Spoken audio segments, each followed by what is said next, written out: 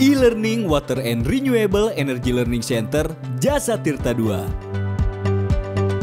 Water and Renewable Energy Learning Center Jasa Tirta II adalah pusat pendidikan dan pelatihan manajemen sumber daya air dari hulu hingga hilir yang akan menyiapkan sumber daya manusia yang handal dan kompeten dalam pengelolaan dan pengusahaan dalam bidang sumber daya air, energi baru terbarukan, dan lingkungan. Materi e-learning ini merupakan kerjasama Pusat Pengembangan Sumber Daya Air atau PPSDA ITB dengan Water and Renewable Energy Learning Center Jasa Tirta II. Banjir merupakan peristiwa yang dapat terjadi secara alamiah dan kejadiannya dapat berulang dalam suatu kurun waktu tertentu. Kejadian banjir perlu dikaji penyebabnya agar potensi kerugian akibat banjir dapat dihindari atau minimal dikurangi. Kompleksnya permasalahan penyebab banjir menghasilkan berbagai konsep pengelolaan banjir atau flood management. Dua konsep yang banyak menjadi dasar pengelolaan banjir adalah konsep hidraulik konvensional serta konsep ekohidraulik. Konsep ekohidraulik dan konsep hidraulik murni. Penanganan banjir dengan konsep hidraulik konvensional. Konsep hidraulik konvensional melihat banjir sebagai potensi daya rusak. Untuk mengurangi potensi daya rusak tersebut, air banjir perlu segera dialirkan ke tempat lain. Contoh pendekatan pada kategori, misalkan pembuatan sudetan, pelurusan, pembuatan tanggul, perkerasan tebing sungai, normalisasi, dan pembersihan vegetasi di bantaran sungai. Aplikasi konsep hidraulik konvensional menghasilkan penanganan banjir di secara lokal di tiap lokasi melalui infrastruktur hidraulis.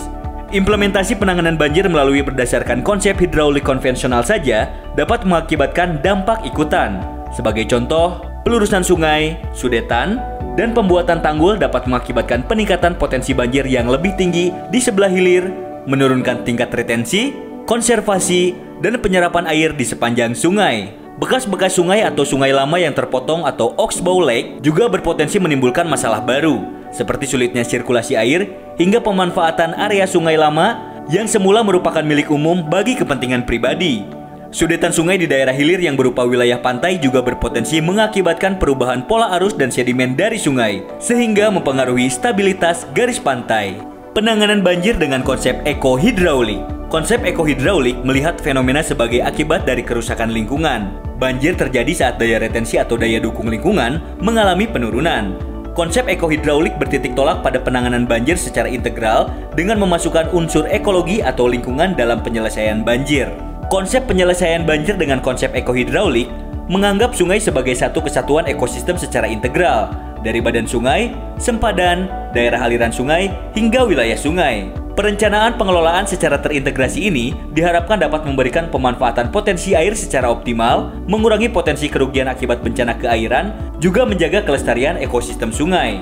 Beberapa contoh aplikasi konsep ekohidraulik dalam manajemen banjir antara lain, konservasi das untuk meningkatkan retensi dan tangkapan air mulai dari hulu hingga kemudian ke hilir.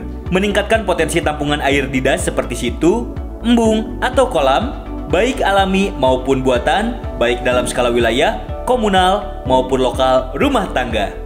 Implementasi pengaturan tata guna lahan guna meminimalisir air limpasan permukaan serta mempertinggi retensi. Peningkatan retensi air di sungai dengan menjaga sungai seperti kondisi alaminya, serta meminimalisir pelurusan sungai, sudetan, atau pembuatan tanggul. Sungai yang bermeander dipertahankan agar dapat meningkatkan retensi air sekaligus mengurangi kecepatan aliran serta erosi. Peningkatan komponen retensi alamiah di sempadan sungai dan pengurangan erosi tebing sungai dengan pendekatan alami, misalkan dengan memanfaatkan vegetasi lokal setempat. Memfungsikan daerah genangan atau polder alamiah di sepanjang sempadan sungai dari hulu sampai hilir untuk menampung air. Peningkatan kesadaran masyarakat secara terus-menerus untuk berkontribusi dalam mengatasi banjir dari tingkat rumah tangga hingga lingkungan. Di Indonesia, penyelesaian masalah keairan dengan pendekatan ekohidraulik perlu terus dikembangkan. Permasalahan banjir yang semakin kompleks di masa mendatang memerlukan pendekatan integrasi antara aspek hidraulis dan ekosistem yang ditunjang oleh peningkatan peran serta masyarakat.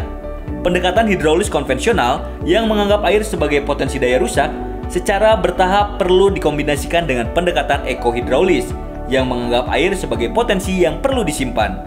Kombinasi dua konsep ini diharapkan dapat efektif mengurangi resiko kerugian banjir secara bertahap di masa mendatang.